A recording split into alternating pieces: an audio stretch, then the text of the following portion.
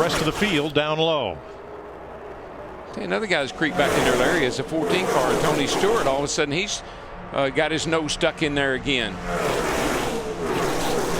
We talked about Denny Hamlin starting to fade in that 11 car, but his other teammate, Kyle Busch, in that 18, out there with no fresh tires, he just will not give up.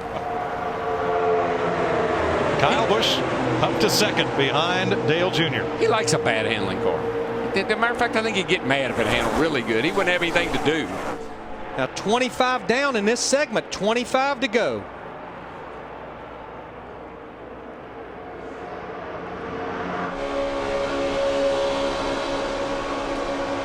You know that old saying that the cream seems to always rise to the top? Would you not say that the cream is rising? Oh, very nicely. I believe it's there.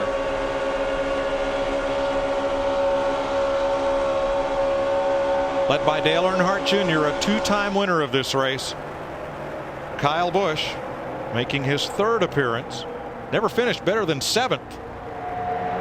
And that 18 car. Push the 48 on the bottom behind the 18. 14. Right now with Tony Stewart third. You better not be loose in when you get one of those big pushes from behind like Tony just got, because you won't be able to catch it if you do. And what's happened with the outside line? That's not working as well as we thought it might a little later on here. I think they're able to keep fresh enough tires on the car that they can run the bottom, plus the temperature being as cool as it is. I think there's enough grip down there that the cars are able to stick pretty well. Normally that high groove is an out of control, loose, can't hang on to it groove. And if you remember riding with Jimmy Johnson, we heard him and Chad Knaus talking right after the break about you want to keep it on the bottom.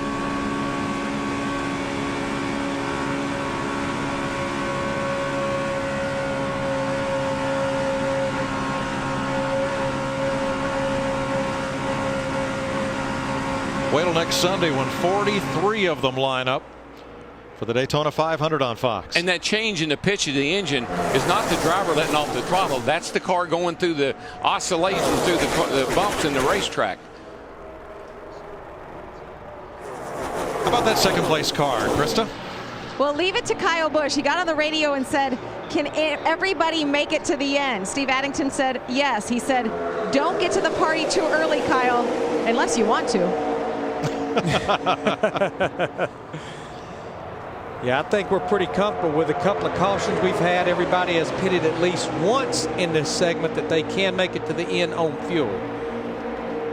Dale Earnhardt Jr. trying to become the first driver to win back-to-back Bud Shootout since Tony Stewart in 2001 and 2. I just think the problem that Kyle's going to have as we go down to the end of this race is the maneuverability of the car. I think. Well, we got trouble. Elliott Sadler. Looks like he just got around all by himself. It looks like he took the nose off of Rudiman's car going by. Nice save, man. Real nice save. Real nice save. We'll bring it to you, Kevin. Bringing it to you. What do you think the 18 car will do now, Bud? I think the 18 and all of his buddies out there will hit pit road. I think you're right. But because this is exactly what Steve Addington, as crew chief, said with about 15 or 20 laps to go.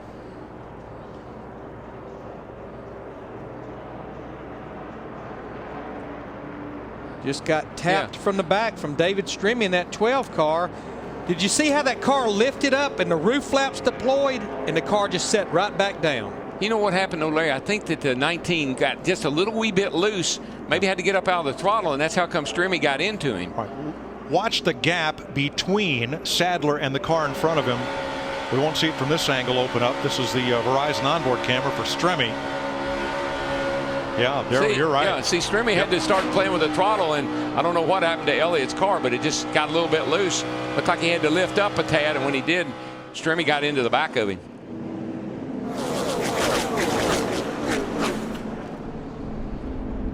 Let's have a look at it from the DirecTV blimp toward the back of the pack. Yeah, big gap opens. Sadler loose. Yeah, he just gets a little bit loose for some reason. I don't know if it's because Stremme was up close to him, but that's what got him spun out.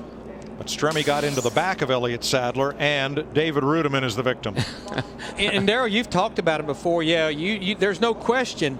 it's hairy when you're up there in the 31 degrees of banking the corners, but this tri-oval, it's a fast part of the racetrack. The cars can be they're a bigger handful right through here. You're running just as fast as you are down the back straight with 190 miles an hour with not near the banking that you got up in the middle of the corner. And here's something I didn't know. You know why these banks are 33 degrees? Why is that? Because that's as high as they could stack the dirt without it sliding back down. And get the pavement to adhere. Yeah. And set. I mean, if Bill Sr. would have made it 48 degrees, wow, if he could have stacked the dirt that high. We got our own dirt stacker. We did. He lives in the infield at Talladega and comes out for special events. Digger. We have tied the record for cautions in the Budweiser Shootout since they went to the 70-lap format. We have 20 to go to get to 75 tonight. Well, I think there's going to be a lot on the shoulders of these pit crews right now. You can't have any mistakes like the 2 car with Kurt Busch had the last time he was on pit road, and here they all come. Yeah. Let's start with Krista. Here comes Kyle Busch. Steve Addington said, what do you need? Kyle said, I feel like the balance is okay, but I need more grip. I'm starting to bottom out. I have to crank the wheel, and that makes me loose. The call is 4 tires for Kyle. Steve. Tony Stewart says he's still too tight. 1 round out of the left rear. They've also made an air pressure adjustment. Matt. Progress continues for Dale Earnhardt Jr.'s car. A little close to the wall. Just clears the jack handle. Slight chassis adjustment to tighten him up, Dick. Jeff Gordon has given up the 8th position to come in and get 4 tires, which he hopes will resolve the problem of the car being too tight and pushing. And he tries to get out in a gaggle of cars on pit road.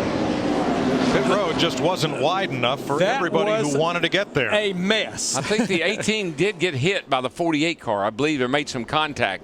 There's 3 wide coming. I mean, we can't just sit in our box. I'm sorry, but that's what we have to do. Well, here's how it turned out.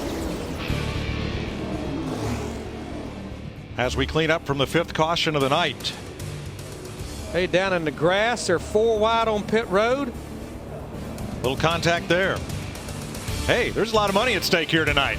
You got to go. Who said you couldn't go 4 wide?